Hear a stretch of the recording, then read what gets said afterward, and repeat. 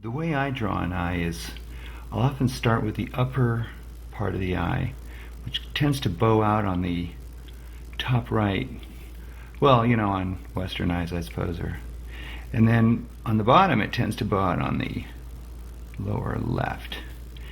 And that's that little nibby thing we all have. I don't know what it's called. There's obviously a nice iris, which is a round circle, which is hard to get. A good round circle. Let's see if I get lucky here.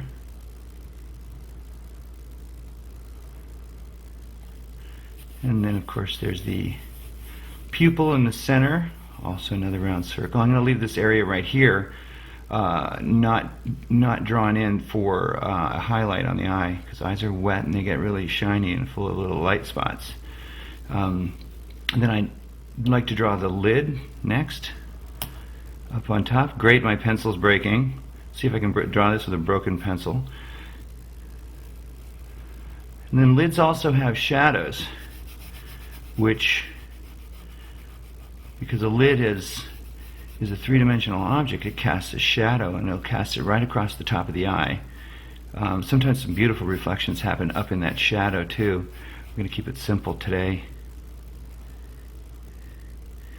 I'm going to sort of outline that little highlight area just to make sure I stay away from it. Darken in the pupil.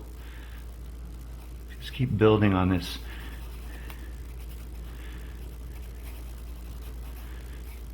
Here we got a basic shape. We're going to pretend that the light is coming from this direction right here, top right. So that means that this eye is a ball, really. So it rounds around like a ball does, and just like a ball, or like our Earth, one side is darker than the other, sometimes totally dark. So I'm going to just round this ball inside the iris. It's all going on behind the skin. Give this shadow a little bit of contrast. See if I can last before the pencil just completely snaps. And I have to start this over. There it goes.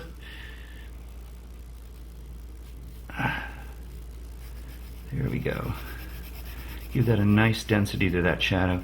Now for the iris, I like to just sort of draw in outward radiating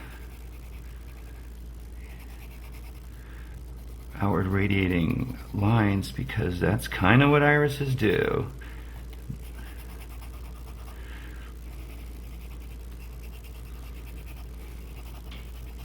Give that iris a bit of, that pupil, a little more darkness, a little more definition.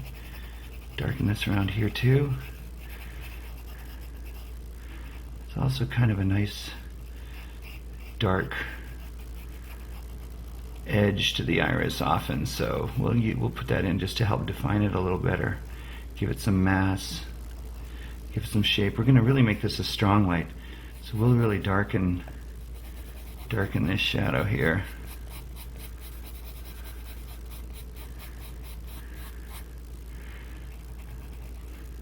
I have to put the point of the pencil to get it darker for that pupil in the middle. Still fighting that broken piece of lead. Now I think what we need to add here, this is actually all would be kind of shaded right around in here. This could actually get pretty dark down in this corner here, depending on the different light going on in the room. We need some eyelashes, which are not what you think. They're not just usually individual lines. Sure, they can be, but they can also be a mass, especially if someone's wearing makeup. But it always looks good when you give it a little bit of darkness, this lower lid also has the ball effect because it's curving under. And we've got this, so a few more. I'm about to lose it.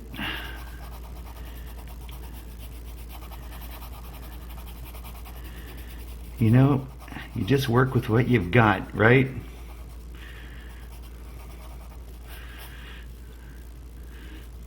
Then we can go ahead and put in some sort of an eyebrow here. Give it a little more of an anchor.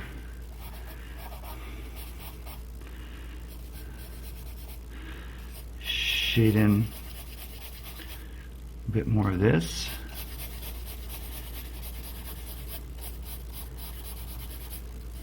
Of course, this curves around too, so this would be light, dark, and shadow here. This here would be, let's get some more definition under this.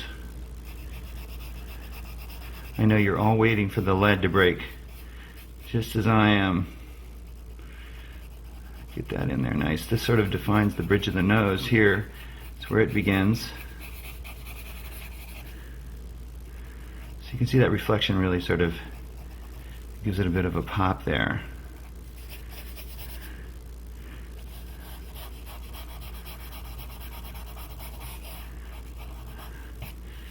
So let's see if we can give that a little bit more, mess that up a little bit more. Even darken that even more. Let's give this some serious light going on here. Even darken this. There you go.